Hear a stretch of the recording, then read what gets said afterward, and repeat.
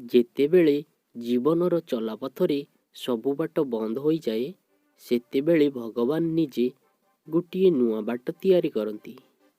ଖାଲି ଧୈର୍ଯ୍ୟର ସହିତ ସମୟକୁ ଅପେକ୍ଷା କରିବା ଦରକାର।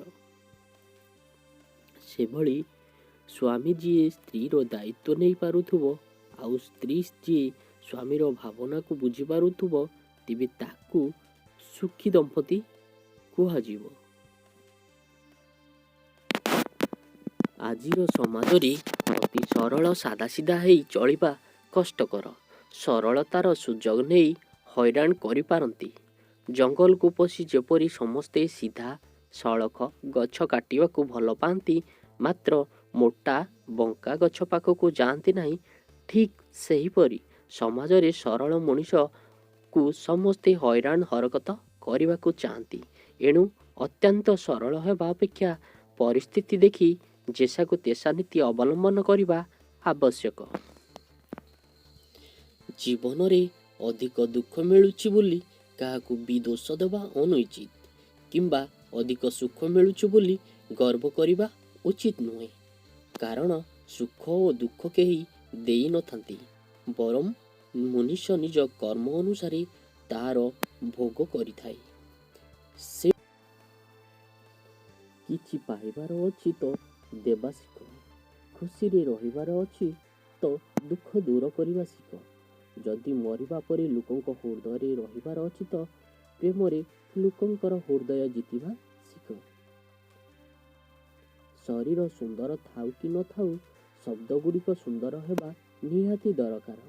କାହିଁକି ନା ଲୋକ ଚେହେରା ଭୁଲି ଯାଆନ୍ତି, କିନ୍ତୁ କହିଥିବା କେଇ ପଦ କଥା ମନ ଭିତରେ ବସା ବାନ୍ଧି ରହିଯାଏ। ଜୀବନରେ ଗୋଟିଏ କଥା ମନେ ରଖିବ, କିଏ କିଛି ବି କହୁ, ନିଜେ ନିଜକୁ ଶାନ୍ତ ରଖ। କାରଣ ଖରା ଯେତେ ବି ଟାଣ ହେଉନା କାହିଁକି, ସମୁଦ୍ର ଶୁଖାଇ ପାରିବ ନାହିଁ।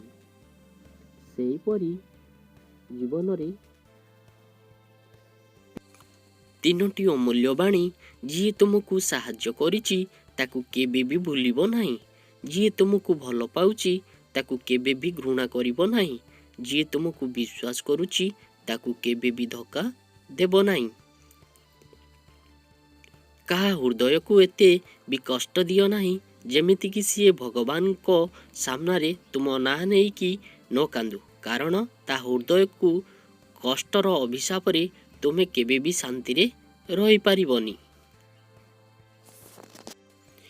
ଜୀବନରେ ଗୋଟିଏ କଥା ସବୁବେଳେ ମନେ ରଖିଥିବେ, ଯେଉଁ ବ୍ୟକ୍ତି ପାଖରେ ସତ୍ୟ କହିବାର ସାହସ ଥାଏ, ସେହି ବ୍ୟକ୍ତିକୁ ହିଁ ଲୋକମାନେ ଅଧିକ ଘୃଣା କରନ୍ତି।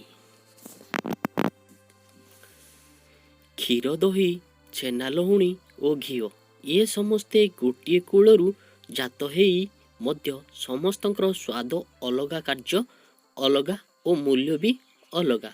ଶ୍ରେଷ୍ଠତା ଜନ୍ମ ଯୋଗୁଁ ନୁହେଁ, ନିଜ କର୍ମ, ନିଜ କଳା ଓ ଅନ୍ତର୍ନିହିତ ଶକ୍ତିର ସଦୁପଯୋଗ ଦ୍ୱାରା ହେଇଥାଏ। ତେଣୁ ମଣିଷ ଜୀବନରେ କିଛି ବି ଅସମ୍ଭବ ନୁହେଁ। ପରମ ଶତ୍ରୁ ଯଦି ତୁମ ପାଖରେ ଶରଣ ପଶିଲା, ତାହାହେଲେ ଜାଣି ରଖ, ଭବିଷ୍ୟତରେ ସେ ତୁମର ବହୁତ ବଡ଼ ଅନିଷ୍ଟ କରିବ। ଜୀବନର ସତ୍ୟ କେବଳ ସେହିମାନଙ୍କ ଉପରେ ଭରସା କରନ୍ତୁ, ଯିଏ ଆପଣଙ୍କ ଭିତରେ ଏହି ତିନୋଟି ଜିନିଷ ଦେଖିପାରୁଥିବେ। ହସ ପଛରେ ଥିବା ଦୁଃଖ, ରାଗ ପଛରେ ଥିବା ଭଲ ପାଇବା, ନୀରବରେ ରହିବା ପଛରେ ଥିବା କାରଣ। ସେହିପରି ଜୀବନର ସତ୍ୟ କିଛି ସମ୍ପର୍କ ଔଷଧ ଭଳି ହେଇଥାଏ। ପ୍ରଥମରୁ ତ ପାଟିରୁ ଅରୁଚିକର ଲାଗେ, କିନ୍ତୁ ପରେ ଅନୁଭବ ହୁଏ ଯେ ତାହା ସ୍ୱାସ୍ଥ୍ୟ ପକ୍ଷେ ହିତକାରକ ଅଟେ। ପ୍ରକୃତ ସମ୍ପର୍କ ଜୀବନରେ କେବେ ବି ସରେ ନାହିଁ। କଥା ନହେଲେ ମଧ୍ୟ ଆଖିରେ ରହିଥାଏ, ଆଖିରୁ ଦୂରେଇ ଗଲେ ବି ମନରେ ରହିଯାଏ। କିଛି ନ କହି ବି ଯିଏ କହିଥାଏ, ଦୋଷ ନଥାଇ ବି ଯିଏ ସବୁ ଦୋଷ ନିଜ ପକ୍ଷକୁ ନେଇଯାଏ, ଦୂରରେ ଥାଇ ବି ଯିଏ କର୍ତ୍ତବ୍ୟ ତୁଲାଏ, ସେ ସମ୍ପର୍କ ହିଁ ପ୍ରକୃତ ସମ୍ପର୍କ କୁହାଯାଏ। ତେଣୁ ଆନନ୍ଦ ଉପଭୋଗ କରି ଜୀବନରେ ବଞ୍ଚିବା ଶିଖିଯାଅ। ଯଦି କାହାକୁ କିଛି ଦେବା ପାଇଁ ଚାହୁଁଛନ୍ତି ତେବେ ନିଜର ମୂଲ୍ୟବାନ ସମୟ ଦିଅନ୍ତୁ, କାରଣ ମଣିଷ ସବୁକିଛି ଫେରାଇ ପାରେ, କିନ୍ତୁ ଆପଣ ଦେଇଥିବା ଭଲ ପାଇବା ଓ ସମୟ କେବେ ବି ଫେରାଇ ପାରେନା।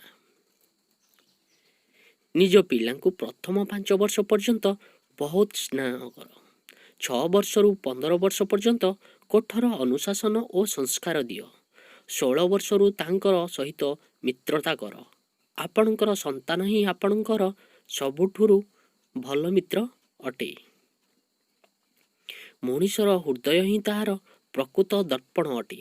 ଆଖିରେ ଯାହା କିଛି ଦେଖେ ସବୁ ଛଳନା ଓ ମସ୍ତିଷ୍କରେ ଯାହା ଭାବେ ସେ ସବୁ କଳ୍ପନା, କିନ୍ତୁ ହୃଦୟରେ ଜାଣେ ସତ୍ୟ। ସତ୍ୟ କ'ଣ? ତେଣୁ ଯାହା କରିବ ହୃଦୟର ସହ କର।